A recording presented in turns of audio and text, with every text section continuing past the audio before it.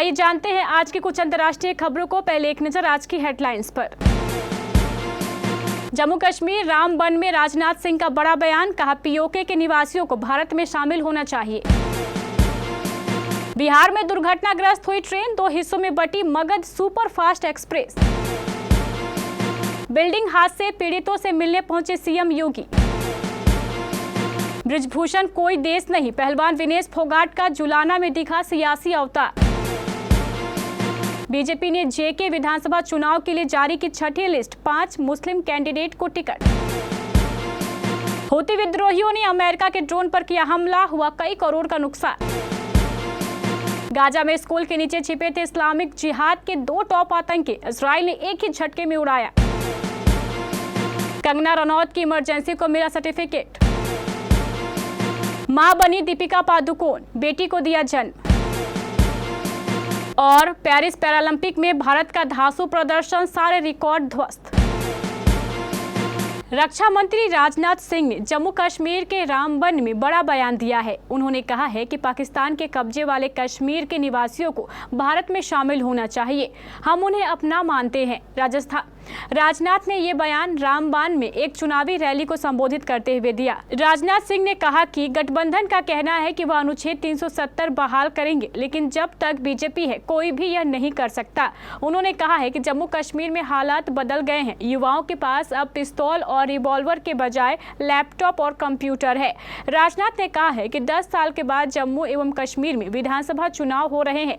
यहाँ होने वाले चुनाव पर पूरे भारत की और पूरी दुनिया की निगाह लगी हुई है। जम्मू कश्मीर में लोगों को उनके अधिकारों को लंबे समय तक वंचित रखा गया था। रविवार को बिहार के बक्सर जिले में तूरीगंज और रघुनाथपुर रेलवे स्टेशनों के बीच नई दिल्ली से इस्लामपुर जा रही मगध एक्सप्रेस की कपलिंग टूट गई, जिससे ट्रेन 2 हिस्सों में बट गई।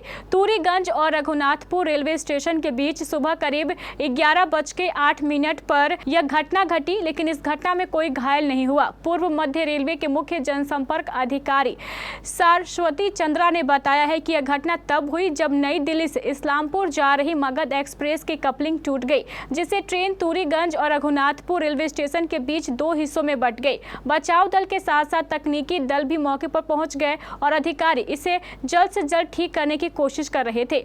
घटना कैसे हुई, इसके कारणों की जांच भी चल रही है। लखनऊ के ट्रांसपोर्ट नगर में हुए बिल्डिंग हादसे में देर रात मलबे से 3 और शव निकाले जाने के बाद मरने वालों की संख्या बढ़कर 8 हो गई है। वहीं 28 लोग घायल हैं। सभी घायलों का लोक बंधु अस्पताल में इलाज चल रहा है, जिनसे मिलने सीएम योगी आदित्यनाथ खुद अस्पताल पहुंचे। वहीं बिल्डिंग मालिक राकेश सिंघल के खिलाफ केस दर्ज कर लिया गया है। Joint commissioner law and order Amit Verma के मुताबिक इस पूरे मामले में अब तक 8 लोगों की मौत हो चुकी है और करीब 28 लोग घायल है। एसडीआरएफ की टीम की मंजूरी मिलने तक हमारी बचाव अभियान जारी रहेगी। वहीं एक पुलिस अधिकारी ने बताया है कि 3 मंजिला जो इमारत गिरी है, उसका निर्माण करीब 4 साल पहले ही किया गया था। कांग्रेस में शामिल होने के बाद हरियाणा की जुलाना सीट से टिकट हासिल करने वाली पहलवान विनेश फोगाट का आज सियासी अवतार देखने को मिला। अपने ससुराल में चुनाव प्रचार को शुरू करने के दौरान विनेश फोगाट ने कुश्ती महासंघ के पूर्व अध्यक्ष बृजभूषण शरण सिंह के आरोपों पर जमकर पलटवार किया। कांग्रेस के महिला पहलवानों को उकसाकर यौन शोषण के आरोप लगवाने और उनको धरने पर बिठाने के आरोप पर विनेश फोगाट ने पूर्व सांसद बृजभूषण सिंह का जवाब दिया है। विनेश फोगाट ने कहा है कि हमें जंतर मंतर पर बीजेपी के लोगों ने बिठाया था, उन्होंने ही पहली बार जंतर मंतर पर प्रदर्शन के लिए परमिशन ली थी। विनेश फोगाट ने कहा है कि बृजभूषण सिंह कोई देश नहीं है, अब वह एग्जिस्ट नहीं करता है। भारतीय जनता पार्टी ने जम्मू कश्मीर विधानसभा चुनाव के लिए अपने उम्मीदवारों की छठी लिस्ट जारी कर दी है। इस लिस्ट में कुल 10 उम्मीदवारों के नाम हैं, जिनमें 5 मुस्लिम उम्मीदवार हैं। पार्टी ने कठुआ विधानसभा सीट से डॉक्टर भरत भूषण को चुनावी मैदान में उतारा है। इस लिस्ट की खास बात यह है कि पार्टी ने इस नई सूची में वरिष्ठ नेता और पूर्व उप मुख्यमंत्री करविंदर गुप्ता को उनकी गांधीनगर सीट से टिकट नहीं दिया है। इस सीट पर बीजेपी ने विक्रम रंधावा को टिकट दिया है, जो परिसीमन के बाद अब बहुआ के नाम से जाने जाते हैं। मुस्लिम उम्मीदवारों की बात करें तो करनाह से इदरीस करनाली, हंदवाड़ा से गुलाम मोहम्मद मीर, सोनवारी से अब्दुल रशीद खान, बांदीपोरा से नसीर एहसन लोन, गुरेज से फकीर मोहम्मद खान को टिकट दिया गया है। यमन से हूती विद्रोहियों ने देश की वायु सीमा में उड़ रहे अमेरिका के एक और MQ-9 निगरानी ड्रोन को रविवार तड़के मार गिराने का दावा किया। उन्होंने कहा है कि इस कार्रवाई के जवाब में अमेरिका ने हूती नियंत्रण इलाके में हवाई हमले किए। वहीं अमेरिकी सेना ने एसोसिएट प्रेस से कहा है कि वह इस दावे से अवगत हैं, लेकिन उसे यमन में अमेरिकी सैन्य ड्रोन को गिराए जाने के संबंध में कोई रिपोर्ट नहीं मिली है।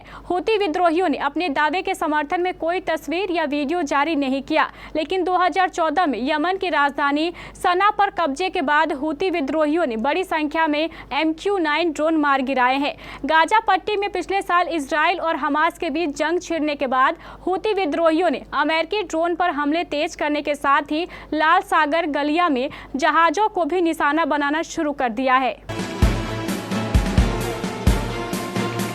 इजराइल ने गाजा में एक स्कूल के नीचे छिपे फिलिस्तीनी इस्लामिक जिहाद के 2 शीर्ष आतंकियों को मार गिराया है। दोनों आतंकी लंबे समय से इजराइल के खिलाफ आतंकी गतिविधियों में शामिल थे।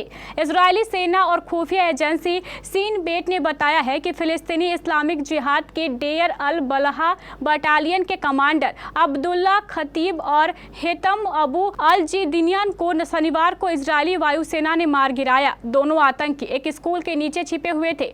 इजरायली वायुसेना के विमानों ने 2000 पाउंड का बम गिराकर पूरे स्कूल को ही नेस्तो नाबूद कर दिया। बयान में कहा गया है कि इजरायली वायुसेना का हमला सटीक था और क्षेत्र में तत्काल खतरे को लक्षित करके किया गया था। कंगना रनौत के लिए राहत भरी खबर है। आखिरकार उनकी फिल्म इमरजेंसी को सेंसर बोर्ड ने सर्टिफिकेट दे दिया है, पर साथ ही कुछ सीन्स हटाने के निर्देश भी दिए हैं। सेंसर बोर्ड ने फिल्म को UA सर्टिफिकेट दिया है और कहा है कि बताए गए सीन्स को हटाने के बाद ही फिल्म रिलीज हो सकती है।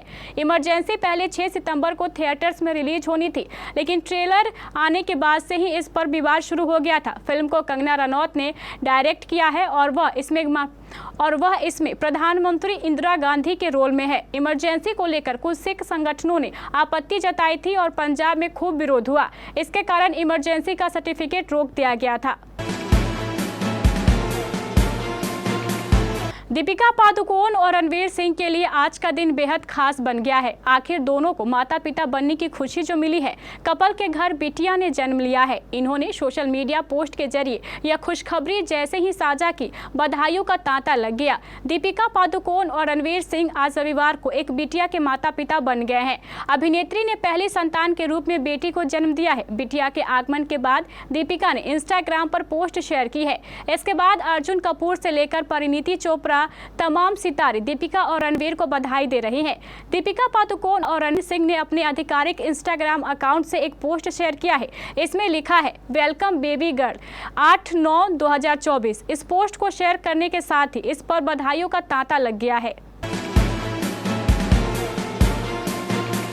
पेरिस पैरालंपिक 2024 में भारत का सफर समाप्त हो गया है। 8 सितंबर को कैनो स्प्रिंट में पूजा ओझा वुमेन्स KL1 200 मीटर फाइनल के लिए क्वालिफाई नहीं कर सकी। मौजूदा गेम्स में भारत का ये आखिरी इवेंट रहा। देखा जाए तो पेरिस पैरालंपिक में भारत ने बेहद शानदार प्रदर्शन किया है। अब की बार भारत ने रिकॉर्ड 29 मेडल हासिल किए। इसमें 7 गोल्ड, 9 सिल्वर और 13 ब्राउन्ज मेडल शामिल रहे। भारत मेडल टैली में 18वें नंबर पर रहा है। भारत ने मेडल टैली में स्विट्जरलैंड, साउथ कोरिया, बेल्जियम और अर्जेंटीना जैसे देशों को पीछे छोड़ दिया।